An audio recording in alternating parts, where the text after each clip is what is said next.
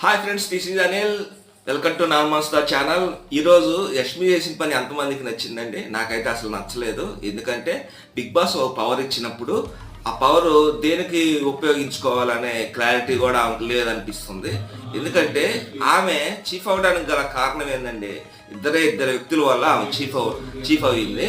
అయితే నిఖిల్ అలాగే నైనిక ఇద్దరి వల్లే కదా ఆమె చీఫ్ అయ్యింది. ఆ ఇద్దరికి ఎవరో ఒకరు సేవ్ చేయొచ్చు కదా, కానీ సేవ్ చేయకుండా వాళ్ళ క్లియర్లో ఉండే ప్రేరణనే సేవ్ చేయటం అనేది అంతవరకు కరెక్ట్.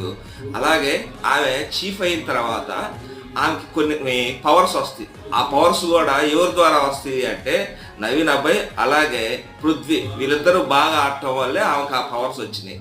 అయితే వీళ్ళని కూడా కాదని ప్రేరణని సేవ్ చేయటం అనేది ఎంతవరకు కరెక్ట్ అనేది నాకైతే కరెక్ట్ అనిపించలేదు. మరి మీలో ఎంతమందికి ఇది కరెక్ట్ అనిపించింది కామెంట్